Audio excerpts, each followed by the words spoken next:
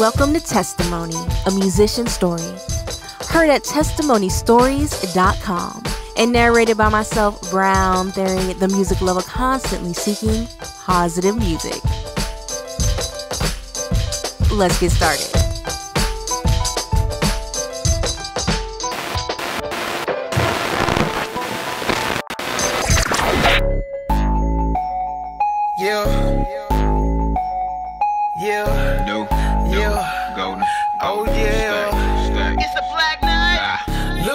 This ain't no egg. I can bang it on with no rag. Super cool cause he got my back, boy, saying it straight like that, boy, straight like that. Boy, straight like that. Boy, straight like that. Boy, straight like that. Ain't no ad, boy, straight like that. California Bay Area rapper Transparent was born Dwight Taylor on January 23rd, 1982 in Berkeley, California. His parents were addicted to the street life and individually wanted to do their own thing. So, his grandparents raised him in Richmond, California. His grandparents instilled good Christian and moral values in him. But as a teenager, that didn't stop him from doing what he wanted to do.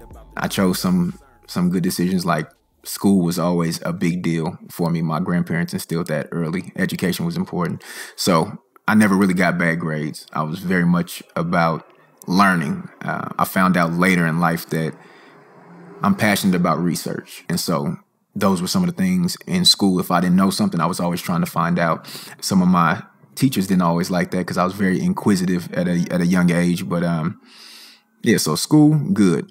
Outside of that, like I said, I had older cousins. And then growing up in the 90s, I'm listening to hip hop music and the friends that I hung around with. So my environment was one at times where, although I was a good kid, I was choosing to do what I wanted to do. And most of the time, what I wanted to do at that time wasn't the best for me. I wanted to be popular. So it was with the girls, I'm trying to have 5 or 6 girlfriends at a time. So doing that, which led to me manipulating and lying to get whatever I wanted from whoever I wanted. In this particular case, ladies. I got a little older and, started hustling and selling anything I can get my hands on, stealing from stores, clothes to try to sell. So those were some of the bad decisions. Luckily, none of those ever ended up going to jail or anything like that. I just believe God's hand was on me tough even when I didn't really understand it. The king birthed the dream in me, so ain't no way you stopping me. I'ma be every single thing he said I could be. You say you love me, right? So applauding is what you should be doing. But you rather point out what my flaws is. Guess what?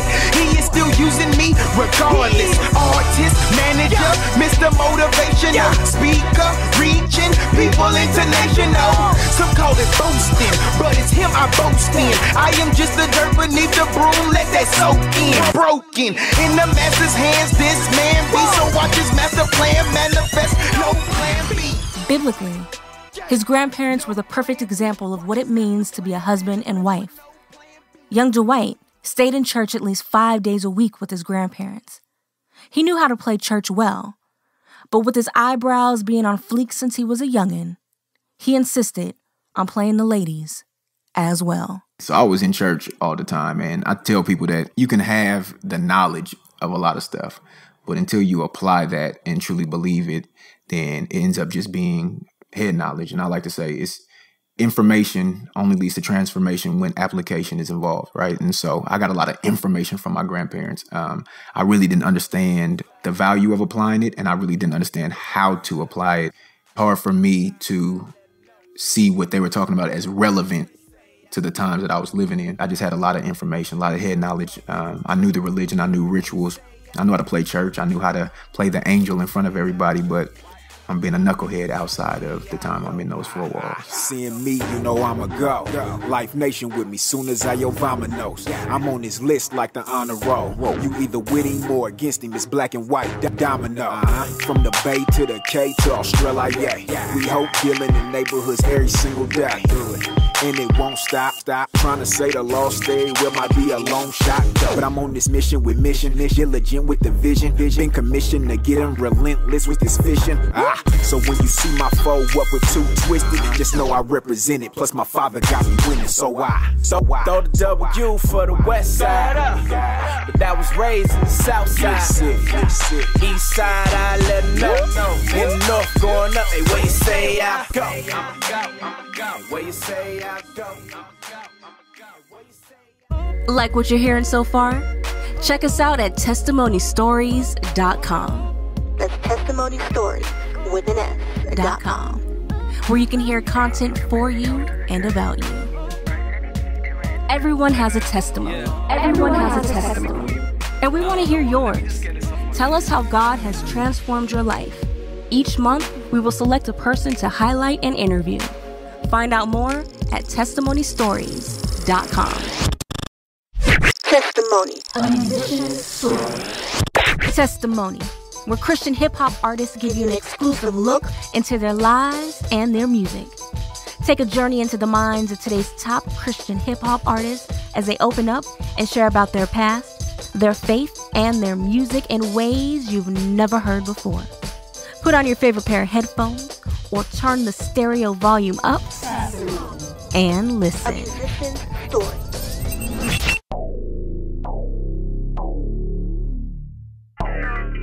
What up? It's the big homie Transparent, and you're listening to Testimony, a musician's story. Yeah. We be rolling no spliffs, we riding. You ain't seen it like this, we gliding. Whips in a wave slow, we sliding. Dwight went to Fresno State University and ran track. Fresno is where playing like he was a big man on campus got him caught up and forced him to become a man. One, I just had complete freedom. You know, I'm 3 hours away from my grandparents. With that being said, it was all about me. And I started wilding out and doing my own thing and trying to create my own path. My life started to change because of the freedom, but then also my second year of college, that's when I found out that I was having my son. In the beginning, life didn't change. All I knew was my dad wasn't around as much as I needed him to be. So I'm going to make sure that physically I'm around my son all the time. But that also meant me taking my son to places or him being with me where he probably shouldn't have been, you know, when I was doing stuff that I know I shouldn't have been doing. But in my mind, I'm being a man, I'm being a father because he's with me. I don't leave him. I don't leave him for somebody else to take care of. And without being taught what a true man was at that time, I felt like, hey, I'm doing way better than most males out here. Because he has a passion for researching things he loves, and because his son was his number one love, he changed his major from business management to child development. While running track and fumbling his way through fatherhood, he took on a ridiculous amount of units to finish in 4 years. Not only did he reach his goal and graduate in 4 years, but he did it with honors. Once he graduated, he stayed in Fresno for a year and worked as a project manager for a group home. Yes, Dwight has book smarts. Yes, he was raised in the church, but he was consistently battling his flesh. He knew of God, but he never had an intimate relationship with him. But all that changed one day in July. Reporting live from the Golden State. On 10 in the wind, cross the Golden Gate. With the homie from the Lone Star, banging the name of the king that reigns, the Lone Star. And I'm thinking that we need to start a ride. You don't agree, then sit back and be quiet. Cause I'm turned to the mid-axe, especially when I think about the cross on his back. I'm young and unashamed, it is not a game. It's California berries in there, far from a lame in this thing. See, regardless of my situation, I'm still gon' chase him. Bills high, money low, still put him on blast everywhere I go. So until my time is done, I'ma stay on 11 minus 1. Do the math. He on 1, she on 2. Me, I'm on my P's and Q's, cause we be on 10. Say what? We on 10. Say what? We on 10. Say what? We on 10. From there in, we on 10. Say what? We on 10. Say what? Every time they say the click, they know what they about to get. We on 10. In the midst of me being a new father, I was trying to do the right thing. So I would think about the stuff that my grandparents would do. And one of those things was take me to church. So we would go to church on Sundays. I would take my son just because I was like, this is what I'm supposed to do, to be that good father. And I just think in the midst of me going to appease myself and to say I'm doing a good job, and to also be able to call my grandparents and my parents at the time, who are now back in my life, and say, hey, we're going to church. In the midst of that, God was working on my heart. I'm going thinking I'm just going to appease people, but I was more so going, and God was really ministering to me on those Sundays that I was going. And so with that, I believe that my mind started to shift from physically, yes, I'm here for my son, but I'm also not showing him and being the example of what God will want me to be. And so with my mind shifting to that type of perspective and outlook, I started to just think of ways that I can start changing. And I would hear my grandmother's voice in my mind all the time. Try Jesus, give Jesus a try, give God a try. One night I had a very crazy experience. It was weed. I had so many ecstasy pills in my system, alcohol. It was just a big mix of me partying for the 4th of July and carrying on and all that. And so I was driving to my apartment, and it was real early in the morning. And so I'm driving, and my windshield wipers weren't really working the way that I needed them to work. And so I couldn't really see. I'm intoxicated. I'm high. I'm tired, everything. In that moment, I started to feel like I am actually becoming the person that I did not want to be for my son. I don't know what made me think of that at that moment. I think just everything was weighing on me so heavy. I never had thoughts of suicide or anything like that. But in that moment, I was like, my son might be better off without me, because right now I'm not being who I need to be for him. And some minutes later, my grandmother gave me a call, and she was like, hey, how you doing? And that question sparked the rest of the change in my life, because I've never been one to lie to my grandmother. And all I remember is we talked all the way to my apartment. I don't even remember hanging up the phone with her. I just remember getting on my knees once I got into my apartment, in my bedroom, and I was praying and talking to God. And I was like, if you allow me to see tomorrow, I'll give this thing a real try. Fast forward, it was about 5:48 probably when I said this in the morning. I had to be at work for the group home at 7 o'clock, which means my alarm was going off at 6:30. I laid on the bed, my 6:30 alarm clock went off, and I jumped up, and that was probably the most energized I've ever felt in my entire life. Now, 5:45 to 6:30, off of everything that I was on, being up for almost 2 days in a row, I woke up energized. I go to the bathroom because I'm tripping like, wait a minute, this can't be real. I'm expecting my eyes to be bloodshot. I'm expecting to have bags under my eyes. My eyes are white. And I'm in the mirror like, this cannot be real. And in that moment, I really felt and knew that God had to deal with me on a level that I can understand it. And he knows his child. He knows that I'm an extremist. So he knew he had to deal with me in an extreme fashion to get my attention. And that got my attention. Looked in the mirror and was like, all right, you must be real. Let me try to give this thing a try.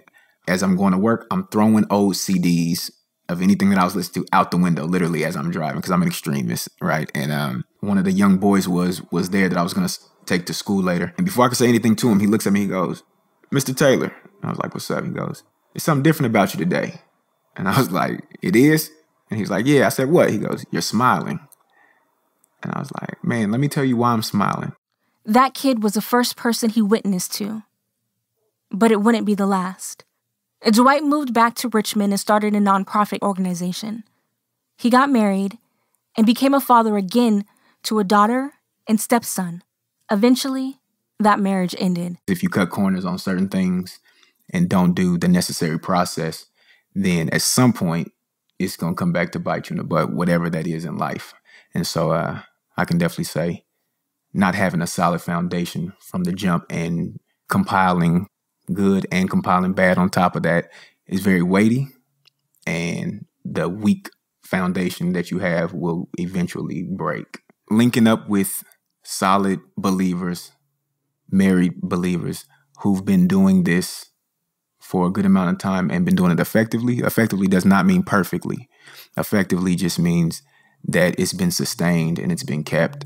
and those that are, no pun intended, transparent, you know, because you can get with people that will only show you the good side of things. So then when you go through the bad side of things, you're like, man, I don't even know who I could talk to about this, because it looks like we the only people that's going through something, right? So I definitely would say get some wise counsel from pastors, from people who've done what it is that you want to do, marriage-wise, and get with people who will be honest with you, you know, and keep it 100 at all times, you know, who can share the good and the bad, who can share that it's going to be struggles. For me and my kid's mother, like, we're phenomenal at co-parenting. It's not anything that is a challenge for us, because we're looking at it as it's the kids.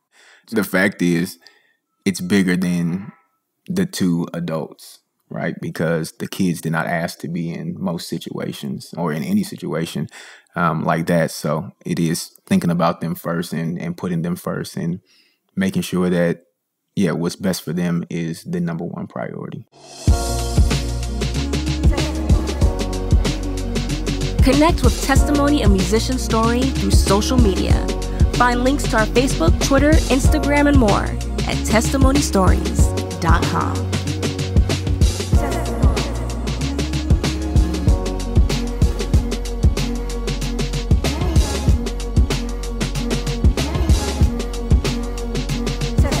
A musician's story.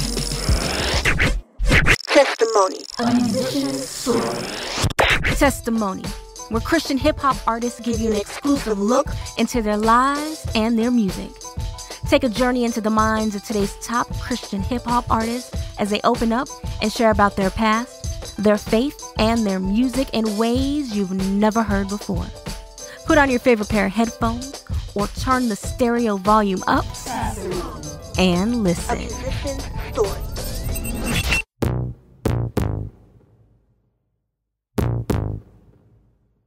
New, golden, stay.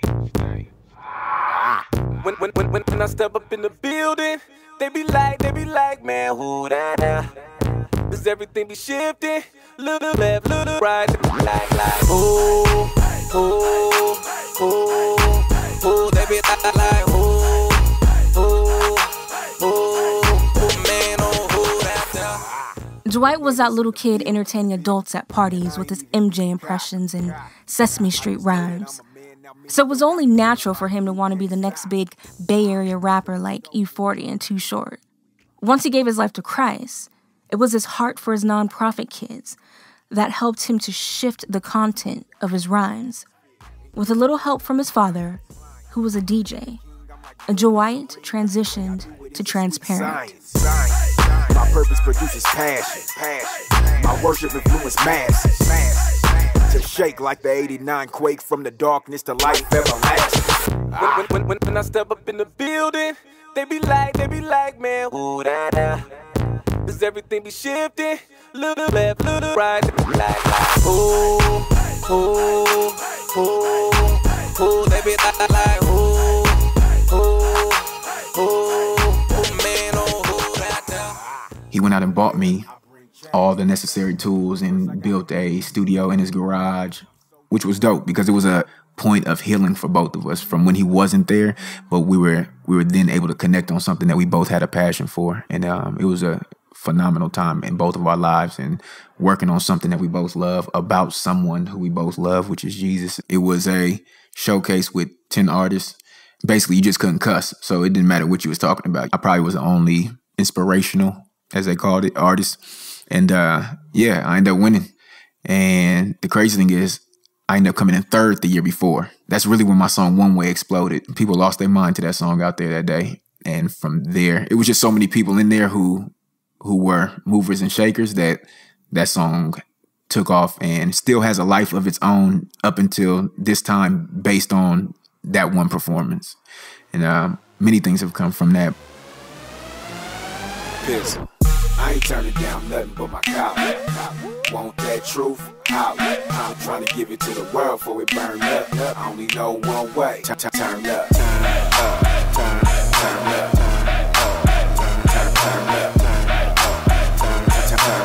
I only know one way. Real cool cat.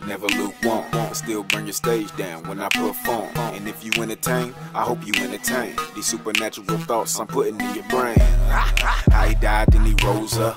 So instead of going down, it goes up. He show out when we show up. And if some lifers in here with me, then you already know what's up. With our L's in the air, swinging them around like we just don't care. Probably cause we don't.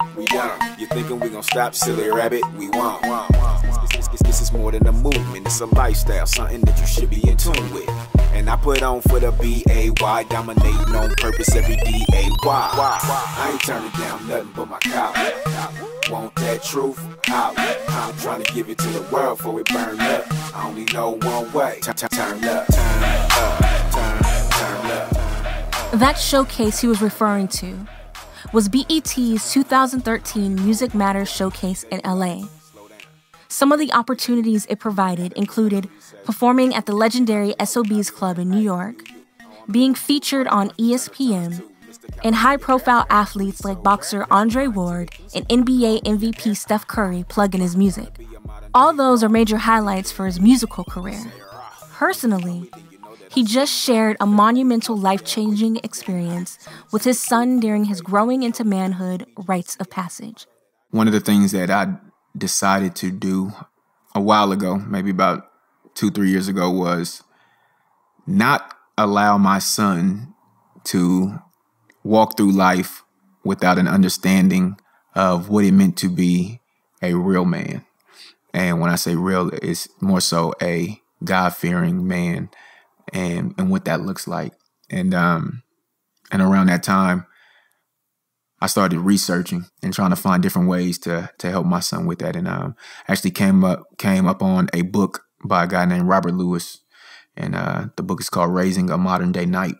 And it's basically to help fathers raise their sons in the way that they should go. With my son, I started thinking about what can I do to help mark his 13th birthday. Decided to do a 6-month walkthrough journey through this book, as well as other things that I've acquired along the way for manhood. Pick a weekend. That would be the culmination of everything that we've been going over through these 6 months. There's not too many things more rewarding than the journey of the 6 months with my son. God was just extremely present in all of this, all of our dealings with each other. And it brought us together and brought us more closer than I could have ever hoped for. At the same time, he's feeling more mature as we continue to go through this process. And I'm big on informing them that age doesn't make maturity. What you do with the experiences and things that come your way show, you know, what's your character like and different things like that. Went through those months, and then leading up to his birthday, the weekend came and I presented him with different things and presented him with a key. And the key was to represent a key to unlock his untapped potential and also his future. And I just reminded him, like, man, you can do whatever it is that you want to do. And I am here to help you along with that. But more importantly, God has your back in that. God has a hope and a future plan for him. You know, so it's not just something I want for him, but it's something that God has intended on purpose for him. I gave him a hygiene kit.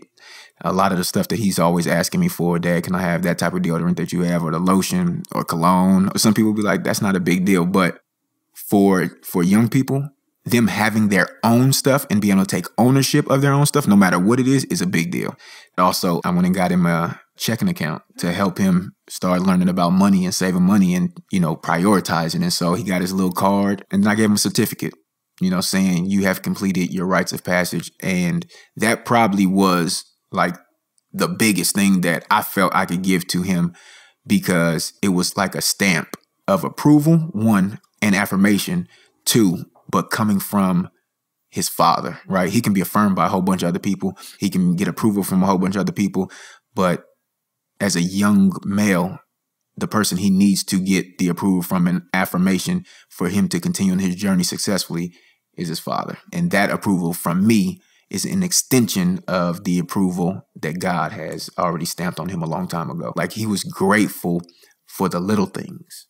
I could have gave him a whole bunch of money, been like, man, there you go. But I know that it's not necessarily what we leave for our kids, like monetarily, but when it comes to leaving a legacy, it's more so about what we leave in them. I was leaving his school today and was getting choked up because I'm like, I wish that I would have had that type of experience, one, but two, it put a deeper burden on my heart. I'm thinking, how many other young males are there out here that have never experienced this, that have never had a stamp of approval from a father or father figure, and are still looking in all the wrong places for that affirmation and that approval. Testimony. A musician's story. Testimony, where Christian hip-hop artists give you an exclusive look into their lives and their music.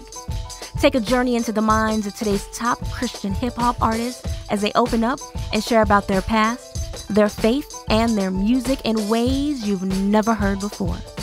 Put on your favorite pair of headphones or turn the stereo volume up and listen. A musician's story. Everyone has a testimony, and we want to hear yours. Tell us how God has transformed your life. Each month, we will select a person to highlight and interview. Find out more at testimonystories.com. Testimony. Download the podcast of Testimony, a Musician Story on iTunes. Find out how at testimonystories.com. A musician's story. What up? It's Transparent, and you're listening to Testimony.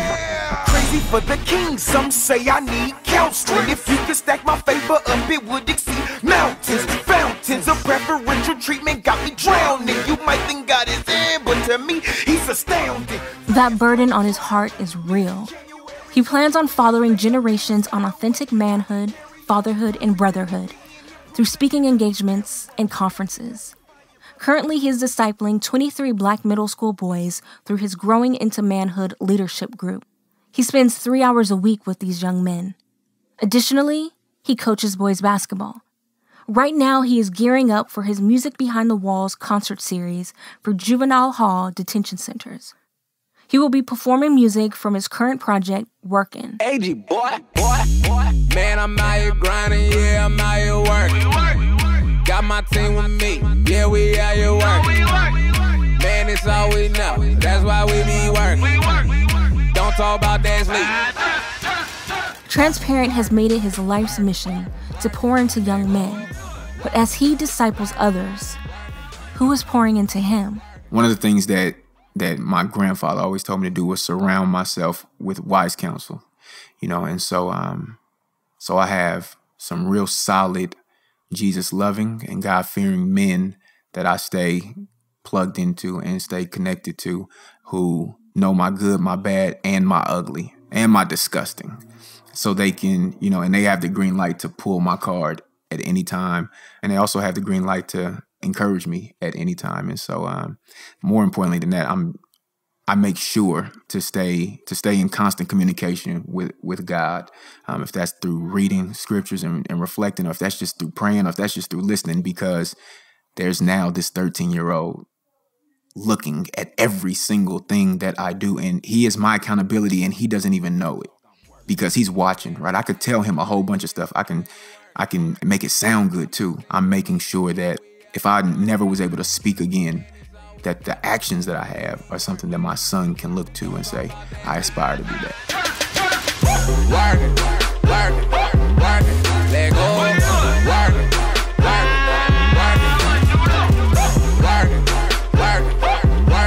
let go. Buzzing, off pushing singles like they pushing albums. Ooh, I know they mad. I trust them, even when I don't know the outcome. And use everything I have and get after it. Try to master it while telling everyone who the master is and what the master did and how he snatched the kid. Said I'm next in line despite the past I live. See, that's all him, not me. So for him, I G-R-I-N-D till they no longer B-L-I-N-D. And they see that he's good, then they believe like they should. Tell me, why would I be lazy when I know the world need this? Love, joy, and peace that is only found in Jesus. So it's all gas, no brakes, green lights, that's all I see. Bring life to the lifeless, exactly what my mission be. See, I bring the truth and I out the booth, and if you need some proof, then watch my walk. But if I'm bearing fruit and I'm staring youth from eternal hell, then homie, stop your talk. Thank you for listening to Testimony, a musician's story. To hear this episode again, as well as past episodes, visit testimonystories.com. Until next time, I'm Brown Theory, the music lover constantly seeking positive music. Work.